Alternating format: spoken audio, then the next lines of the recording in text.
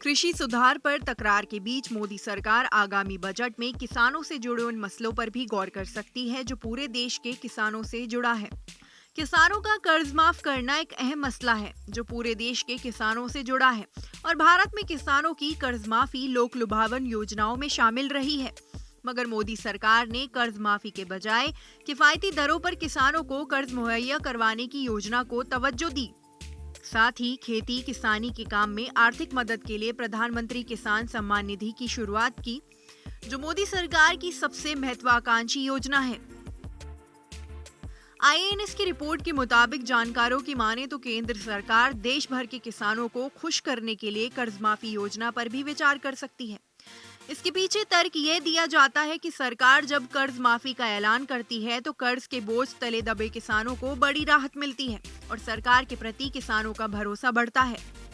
आज जब नए कृषि कानूनों के विरोध में चल रहे किसान आंदोलन से सरकार पर किसानों में असंतोष की भावना पनपने लगी है, तब कर्ज माफी की योजना उनका भरोसा जीतने में काफी हद तक मददगार साबित हो सकती है।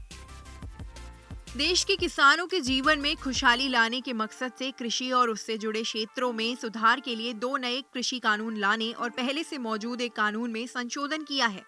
लेकिन इन कानूनों के विरोध में पंजाब और हरियाणा से उठी आवाज अब देश के अन्य प्रांतों तक पहुंचने लगी है।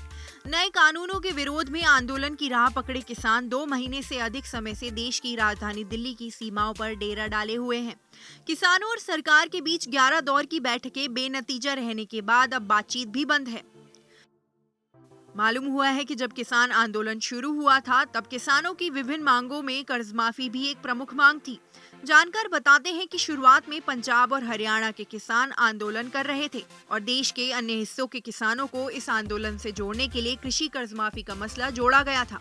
मगर सरकार के साथ विभिन्न दौर की वार्ताओं के दौरान कर्ज माफी की मांग प्रमुख मुद्दों से हट गई।